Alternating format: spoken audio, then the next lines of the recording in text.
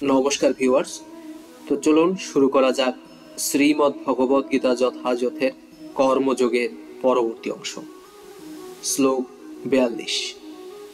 ইন্দ্রিয়াণি পরান্নাহুরিন্দ্রিয়েভ্য পরং মন, মনসস্ত পরা বুদ্ধির্য, বুদ্ধে পরতস্তশ। স্থূল জড় পদার্থ থেকে ইন্দ্রিয়গুলো শ্রেষ্ঠ, ইন্দ্রিয়গুলো থেকে মন শ্রেষ্ঠ, মন থেকে বুদ্ধি শ্রেষ্ঠ, আর তিনি অর্থাৎ আত্মা সেই বুদ্ধি থেকেও শ্রেষ্ঠ। তাৎপর্য: কামের নানাবিধ কার্যকলাপের নিগম পথ হচ্ছে আমাদের ইন্দ্রিয়গুলো।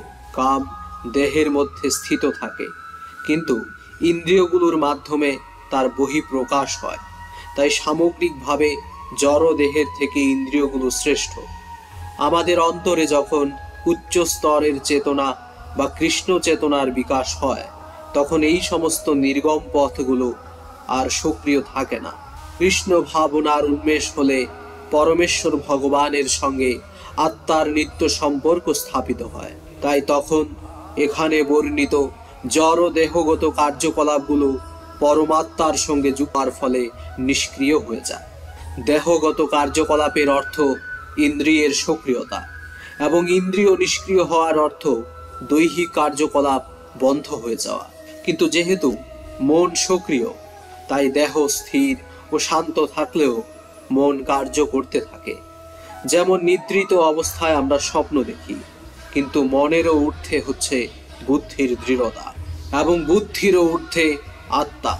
তাই আত্মা যখন পরমাত্মার সঙ্গে যুক্ত হয়, তখন বুদ্ধি, মন ও ইন্দ্রিয়গুলো স্বাভাবিকভাবেই পরমাত্মার সঙ্গে যুক্ত হয়ে যায়।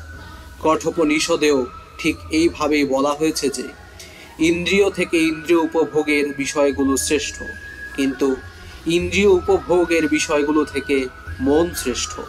তাই মন যদি প্রত্যক্ষভাবে নিরন্তর ভগবানের সেবায় নিয়োজিত থাকে, তখন ইন্দ্রিয়গুলোর বিপথগামী হবার আর কোনো সুযোগ থাকে না। এই মানসিক প্রবৃত্তির কথা পূর্বেই ব্যাখ্যা করা হয়েছে। পরং দৃষ্টা নিবর্ততে। মন যদি ভগবানের অপ্রাকৃত সেবায় মগ্ন থাকে, তাহলে তার ইতর প্রবৃত্তিগুলিতে আকৃষ্ট হওয়ার কোনো সম্ভাবনাই থাকে। কঠোপনিষদে আত্মাকে মহান বলে বর্ণনা করা হয়েছে। তাই আত্মা ইন্দ্রিয় গ্রাহ্য বিষয়, ইন্দ্রিয়, মন ও বুদ্ধির ঊর্ধ্বে। তাই আত্মার স্বরূপ যদি সরাসরি ভাবে উপলব্ধি করা যায়, তাহলে সমস্ত সমস্যার সমাধান হয়ে যায়। বুদ্ধি দিয়ে আত্মার স্বরূপ সম্বন্ধে অবগত হয়ে মনকে সর্বদা কৃষ্ণ চেতনায় নিযুক্ত করতে হবে, তাহলেই সমস্ত সমস্যার সমাধান হয়ে যাবে। পরমার্থ সাধনে নবীন ভক্তকে সাধারণত ইন্দ্রিয়গ্রাহ্য সমস্ত বিষয় থেকে দূরে থাকতে উপদেশ দেওয়া হয়। তাছাড়া বুদ্ধি দিয়েও মনকে তার সংকল্পে দৃঢ় করতে হয়। বুদ্ধির দ্বারা মনকে যদি পরমেশ্বর ভগবানের চরণ কমলে সম্পূর্ণভাবে নিবেদন করার মাধ্যমে কৃষ্ণ ভাবনায় স্থিত করা যায়, তাহলে মন স্বাভাবিকভাবেই দৃঢ় হয়। তখন কাল সর্পের মতো মারাত্মক ইন্দ্রিয়ের প্রলোভনগুলো আর মনকে বিচলিত করতে পারে না। ইন্দ্রিয়গুলো তখন বিষ দাঁতহীন সর্পের মতো নিষ্ক্রিয় হয়ে পড়ে।